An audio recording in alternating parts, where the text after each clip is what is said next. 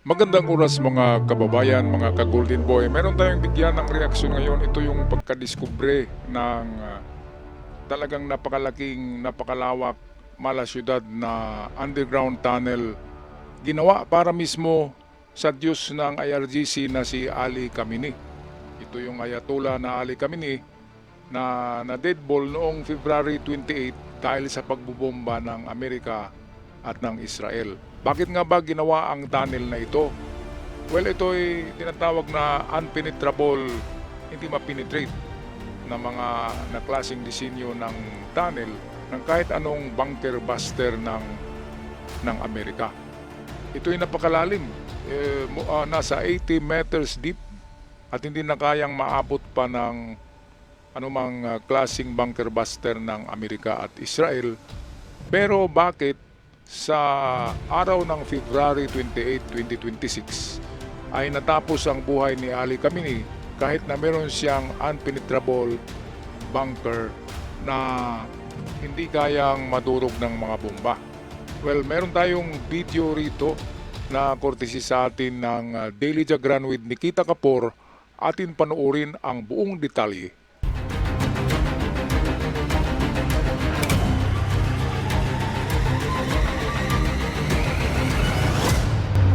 Let's start with a name you have probably never heard. Habib Ebrahimi, Khamenei's driver, a loyal man who died before construction even began. And yet, in a gesture, the IRGC named his secret underground bunker after this dead chauffeur. The complex known as Habib Ebrahimi was built next to Khamenei's official residence in central Tehran between 2009 and the late 2010s. A decade of digging, of building, of concealment. Iran International obtained the architectural plans, an entire map. A security source confirmed they were authentic.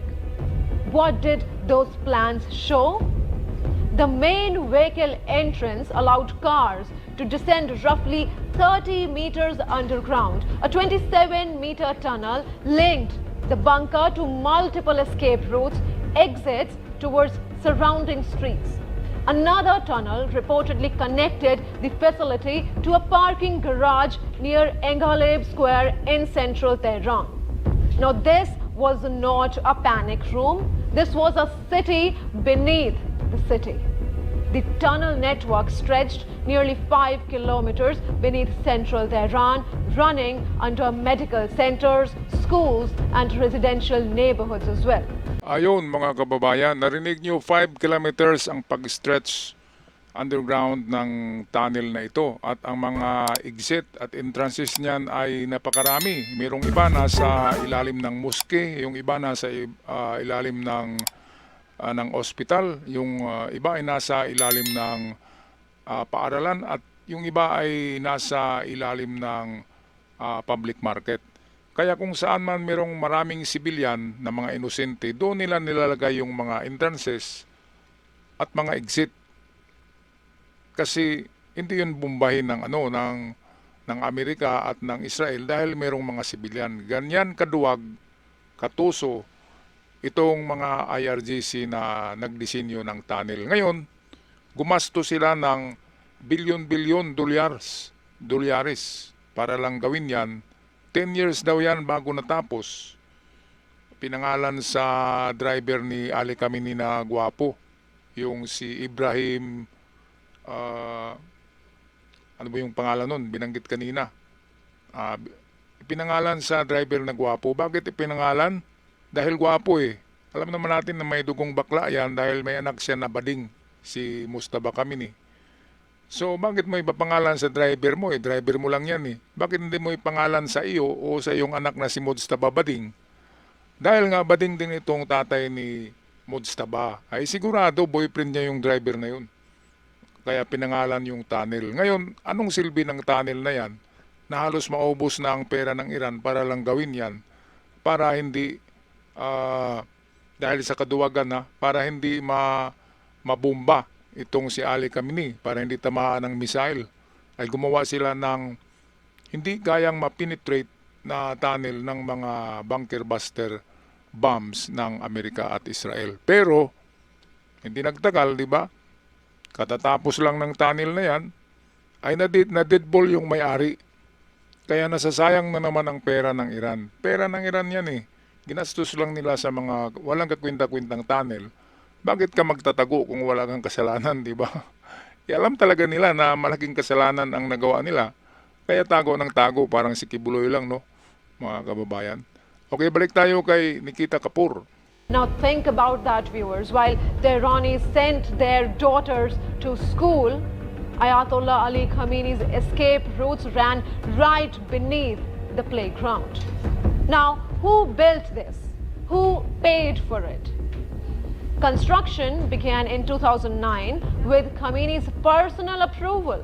It was financed by IRGC's Khatam Al Anbiya Construction Headquarters, the IRGC's sprawling engineering industrial empire worth billions. Below the ground, the facility included a 3-level parking garage, target ranges, and tool shelters located approximately 30 and 35 meters beneath the surface.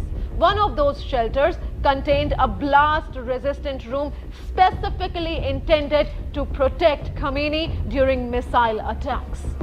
A room built to survive literally anything. And yet, what was the regime saying publicly the whole time? Former Interior Minister Mustafa said he told the world Khamenei had no underground shelter. Former broadcasting chief Azatollah Zargami, he said Khamenei had actively opposed building one bunker for himself. Now, here is the twist. In January this year, with United States warships assembling in the Gulf and protest shaking Iranian cities, Ayatollah Ali Khamenei disappeared underground. Senior Iranian security officials assessed that the risk of a US strike had risen sharply.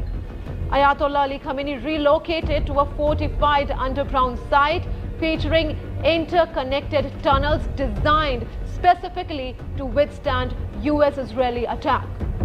Officials summoned to meet him were reportedly transported in blackened out vehicles, blindfolded for the final leg of the journey into the tunnels. And then came February 28th. US and Israeli forces launched nearly 900 strikes in just the first 12 hours, targeting Iranian missiles, air defenses, military infrastructure, and, of course, the leadership. But how did they find him? Israel spent years hacking Tehran's traffic cameras and penetrating mobile phones networks to monitor Ayatollah Ali Khamenei's movements, every single movement. For years, almost all the traffic cameras in Tehran had been hacked and the information transferred to servers in Israel. Ayan mga kababayan, napakagaling talaga ng intelligence ng spy network ng Israel. Dahil nga yung si Ali Khamenei kapag papasok sa kanyang bunker, kahit na kanyang mga opisyalis ay naka-blindfolded para hindi malaman kung saan na lugar ang entrance ng mga bunker na yan. Ngayon, nahirapan din ng Israel sa pag-locate niyan, pero dahil sa high-tech surveillance, nahack pala ng Israel ang mga CCTV camera sa mga highways, sa malapit doon sa bahay ni Ali Khamenei. And after a very long years, 4 na taon daw bago nila nalaman ang eksaktong location ng bahay at bunker nitong si Ali Khamenei. Kaya kahit Amerika ay bilib na bilib sa Mossad spy ng Israel dahil sa talagang pinpoint yung kanilang mga information. At bakit ganon? Dahil ang IDF or itong mga Israel spy network ay meron talaga silang mga tauhan na mga undercover na kasama ng IRGC. Kaya alam na alam nila ang mga location. Kapag nag-report sila, in real time ang pag-report nila. Kapag tumawag na itong mga undercover spy ng Israel, ay nakahanda na yung mga jet fighter bombers ng Israel. And in just 10 minutes, ay hindi pa nakababa sa bunker si Ali Khamenei. Yun yung doon sila nag-meeting sa parting ibabaw, ay ayun, natamaan talaga ng bunker buster yung kanyang building at tudas lahat, pati yung kanyang mga kasamang opisyalis niya. Kaya ngayon yung sinabi ni Trump na first layer tudas, ang sumunod na layer tudas, at ang pangatlong layers ay tutudasin na.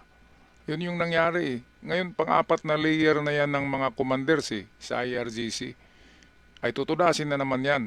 Inumpisahan na nga ng Israel, mga kababayan. Alright, tapusin na natin itong video na to courtesy ng Nikita Kapoor. At least one camera was positioned at an angle that allowed Israeli analysts to track daily movements around the leadership compound, the compound where Khamenei was, including where bodyguards parked their cars. Israel also disrupted components of roughly a dozen mobile phone towers near Pasteur Street, making phones appear busy when called, cutting off any possibility of a last-minute warning reaching the security detail. And then, on Friday afternoon at 3:38 p.m. Eastern Time, President Donald Trump gave the order. The Israeli Air Force began an unprecedented wave of decapitation strikes. Supreme Leader Ayatollah Ali Khamenei and several high-profile officials attending 3 meetings at the same residential compound were killed. He never made it to the bunker. Ayan, so hindi sila nakababa sa bunker Inabutan talaga ng malas. Ang umabot sa kanila ay napakalaking bomba ng missiles, kaya tudas lahat. Yan yung time din pala na nandun si Mujtaba Khamenei. At swerte daw na nagpahangin ito sa labas ng building at hindi siya napuruhan. Kaya nagka-splinter lang si si Mujtaba Khamenei. Pero serious na serious. Pero sa tingin ko patay na Deadball na. Kasi wala na nga. Kahit recording ng boses wala na. Anong masasabi nyo dito mga kababayan, mga ka-Golden Boys, sa napaka-expensive, napakalaking syudad ng tunnel underground na ginawa ni Ali Khamenei para sa kanyang pagtatago? Paki-comment sa ating comment section. Ako'y magpapaalam na maraming salamat sa bagong subscribers. Hanggang sa muli.